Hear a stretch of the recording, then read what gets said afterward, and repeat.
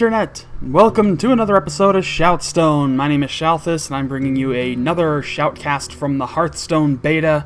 This time it is once again a game from Matticus. This is a pre-patch game featuring a Shaman versus Paladin matchup that I was sent. So, why waste any more time? Let's just get right into the action now. It is Thrall versus Uther. I almost forgot his name. I almost called him just Paladin. Either way, well, here we are. We're back again. So I'm starting to get more post-patch games to finally, cast those. I'm pretty sure that the arena time run that I'm about to cast for Monday, Total Biscuits arena run, is post-patch. So at least that will be able to follow the post-patch rules of the game. But it's okay. It's still fun to watch any of these games. Pre-patch, post-patch, doesn't matter. And I am going to try to pull a game soon to see if I can make a decent video out of doing, analysis. But we'll have to see. Alright, so, starting things off just with a Stormforged Axe kill. Clear the field of minions for Matticus there. His opponent, Aswan, playing the part of Uther the Paladin. At least got the functionality out of that engineer, excuse me, to get the extra card draw. So I'm going to burn that Earth Shock to clear out that Wolf Rider, and a few more points of damage to the hero. Right now things just starting off kind of slow. Right now Matticus is doing a pretty good job of just keeping the field clear, good removal play. And I think that's really a key part of most decks. Unless you got a kind of specialty deck, most play should be designed around removal and kind of keeping the field clear, at least on your opponent's side, so that you don't really have to worry about, trying to contend with the inanity of constant minions. Because I've done that in games myself, where I've, played minions, and I focused my attack on the hero instead of focusing it on the minions that are on the table, and then the next turn all of a sudden these buff spells come out into play and they cause me nothing but headaches. So whenever you have the opportunity, it's usually good to instead of just attacking the hero directly, focus down the minions, and you'll find that you'll be getting yourself into a better and better position. But, alright, as you saw there, just keeping the field clear. Now a Loot Hoarder and a Ironforge Rifleman coming into play. Gadgetzan Auctioneer coming into. And a Forked Lightning play. That's probably going to clear the field here. And there you have it. Loot Hoarder triggering the card draw for the Paladin player. But we are still looking at some semi-interesting things. Field is at least... like I said, we're just getting a lot of removal here. So, quick silence on the Gadgetzan Auctioneer, which is okay. That does kind of nullify the major effect of that card, but it is still a 4/4 minion, so it does at least pose a reasonable threat, despite the fact that it doesn't produce the card draw when you cast spells anymore. So, not a terrible play there. Another Shield Master coming into play. Seems like a very basic deck that we got on the Paladin player's side, but that's okay, because these starter decks, to be perfectly honest, they're pretty well designed. You can make it to a high rank in ranked mode in Hearthstone with these these pre-constructed starter decks. So, if that doesn't show that the game is not really as much pay to win as you think, I guess it's a good thing. And I've talked a little bit about the whole pay to win concept, but anyway. Another Rifleman to help clear the most dangerous minion on the other side of the field now that the Shield Master has been killed.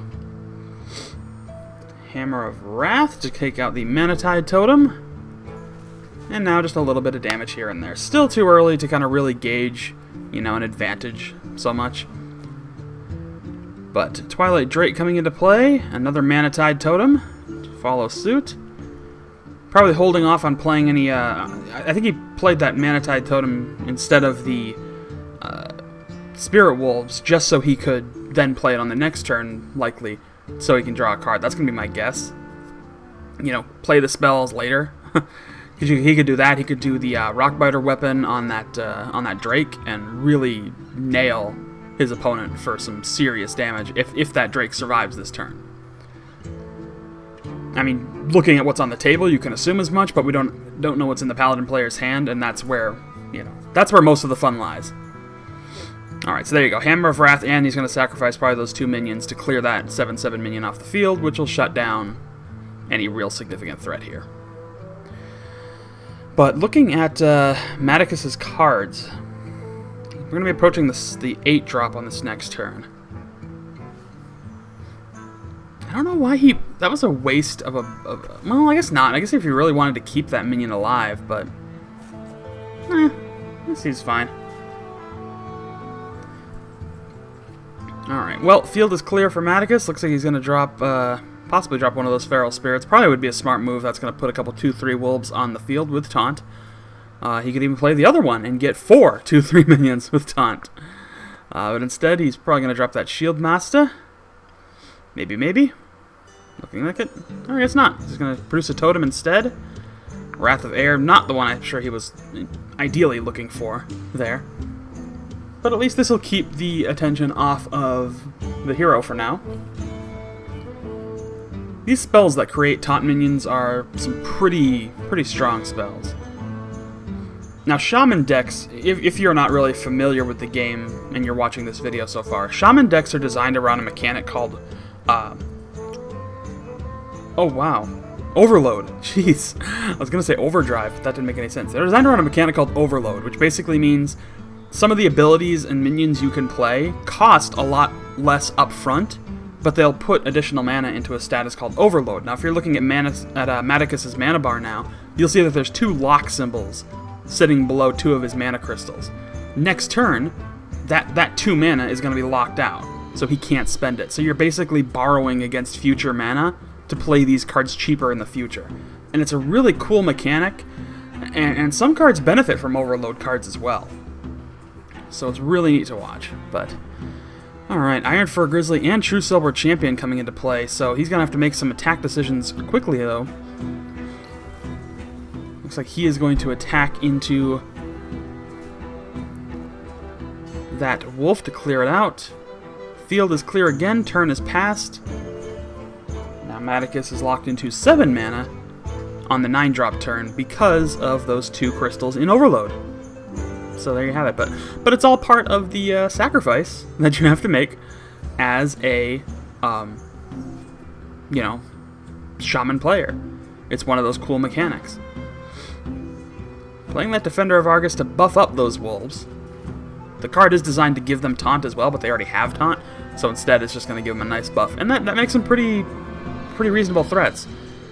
I mean, yeah, they can be both cleared, at least off what's off the table, but it does kind of make it a less appealing task for the Paladin player to directly attack into one of them.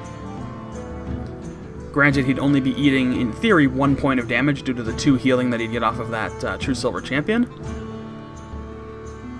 But now that is a direct buff ability, so even if the Defender of Argus is killed, the buffs will still stand. It's not one of those like passive radiating type buffs, something similar to like what a Direwolf Alpha would have, or a Raid Leader card, for example. You know, when those cards die, their buff effects go with them. Some cards like this put a permanent buff on the cards that they're around. So it's a matter of figuring out that. Yeah, see? I mean, he silenced a card that I think he thought that it had a passive effect, a passive like radiating effect like that, but does not consecrate. It's going to reduce the health of everything, not kill anything off, so he's still going to have to sacrifice some minions. But he at least will clear the field of those taunt minions. Going to leave that Defender of Argus up? Yeah, he will. Okay. But that might still be a pretty good move. He's got Matticus on a really dangerous position. He's severely lower on health, but, you know, who knows? You never really can tell. Lightning Storm, I'm going to clear the field out. Gonna spawn another totem, put Rockbiter Weapon on that Defender of Argus, and finally start doing some massive damage to his opponent. So the field, it's constantly being cleared. There's a lot of removal going on in this game. And like I said, that's a core component of most decks. Because if not, like, if the deck's not even designed around it, it's at least a core component of just how you want to play the game. You know, out of any deck, you want to try and keep things removed. Alright, another Hex there. He could shut down either that 5/5 minion to reduce the amount of incoming damage, or the Iron Fur Grizzly, should he want to go that route. Or he could just leave the Iron Fur Grizzly alive. Yeah, I'd probably Hex that 5/5, get that thing taken care of, and then throw something a little more sturdy on the other side of the table. That's what he's going to do. Take the Frog out. So now we're left with an Iron Fur Grizzly that really, whatever it attacks, if it decides to, I mean, it'll have to attack the Sinjin Shieldmaster if it's not killed by something in the Paladin player's hand, whatever that card happens to be. Then it'll die, and it won't take out the Shieldmaster. So it might have to buff it up if he has a buff card, but I don't know what he has there. I'm sure we'll find out in a second. Alright, gonna reinforce the Silver Hand Recruit and drop that Direwolf Alpha. So there's an example of a card with a radiating buff. When it dies, its buff dies. So I think that was just something that the opposing player was... And that's kind of the difference. When you see it, if the buff's a Battle Cry, it's permanent. So you can take that with you. If it doesn't say Battle Cry, then it's a passive buff. Like this one. This is another radiating buff type ability. It doesn't say Battle Cry, because it just gives minions more attack. And health. That one gives all minions 1/1. So right now it looks like Matticus getting some more minions out on the field.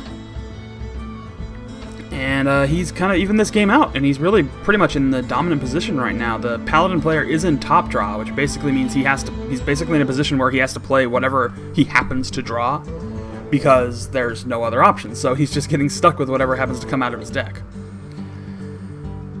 So this will be interesting to see. I don't think... Yeah, he's going to sacrifice the Dire Wolf to take out that taunt minion. I don't know if...